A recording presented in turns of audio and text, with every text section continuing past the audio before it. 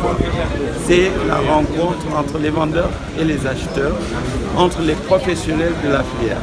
Et donc moi j'ai initié ce salon de la musique, donc Dakar Music Expo, pour créer une plateforme pour que les acteurs de la filière puissent se rencontrer.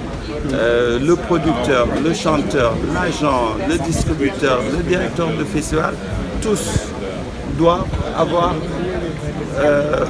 un endroit ou une place pour se concerter.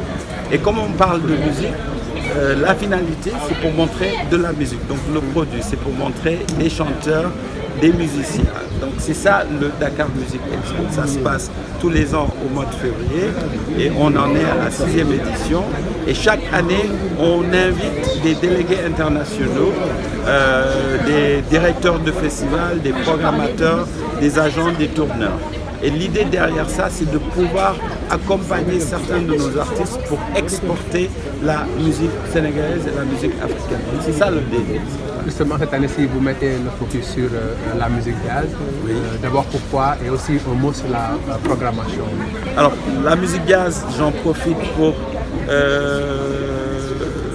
prier pour le repos éternel de notre Jimmy May adoré, qui vient de nous quitter et avec qui, justement, quand on pensait à cette édition, on discutait beaucoup quand on était dans les tourbus.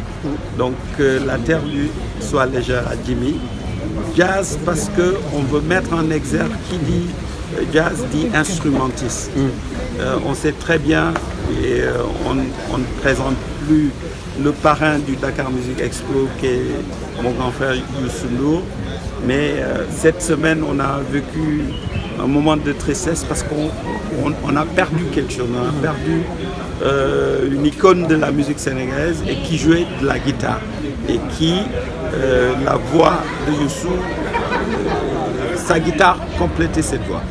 Et moi, 2 ans en arrière, on a discuté une fois et je voulais mettre en exergue les instrumentistes parce qu'on parle beaucoup de nos chanteurs et de nos chanteuses et là j'ai voulu honorer nos joueurs d'instruments, d'où le jazz parce que le jazz, même s'il y a des chanteurs et des chanteuses dans le jazz, celle qui a Samara Joy qui a gagné tous les Grammy jazz des dernières années, c'est une chanteuse.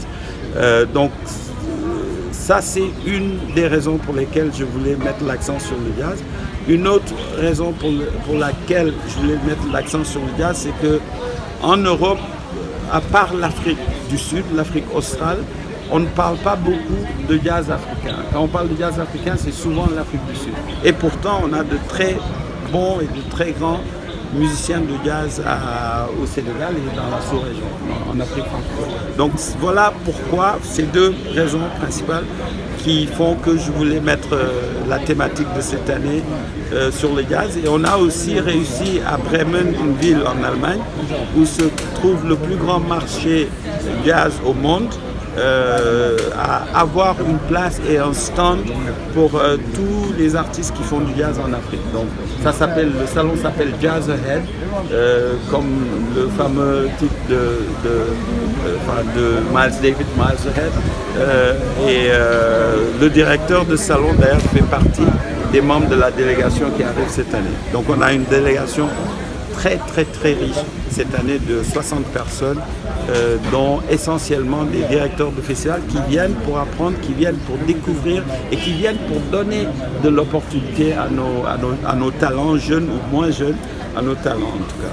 À côté, il y aura aussi quelques showcases d'artistes. Alors, un salon, c'est des showcases, c'est pas vraiment des concerts à proprement parler. Donc, on a la soirée ponctuée de showcase. On a 2 scènes ici. On commence à 18h30 au vidéo, donc dans le restaurant on a une petite scène et on a le théâtre de verdure à partir de 20h. Ça c'est pour le jeudi, le vendredi et le samedi. Le samedi, comme ici on ferme à minuit, on va faire un tour de Dakar pour découvrir les autres spots musicaux de Dakar et aussi donner l'opportunité à nos visiteurs de découvrir Dakar aussi. Voilà. Donc il y a plusieurs volets. Il y a un volet ouvert vers le monde pour attirer du monde, des gens, pour donner une raison ou des raisons aux gens de venir visiter le Sénégal, parce que pour moi, le Sénégal rime avec musique. Et donc, c'est un des atouts qui peut nous permettre d'attirer des touristes, entre guillemets, des touristes culturels. Donc, il n'y a pas beaucoup de festivals. Quand on regarde le Maroc, c'est l'exemple que je donne, chaque fois, chaque ville marocaine a un très grand festival. Et ici, on est en manque d'événements structurants comme ça pour donner une excuse aux gens de venir.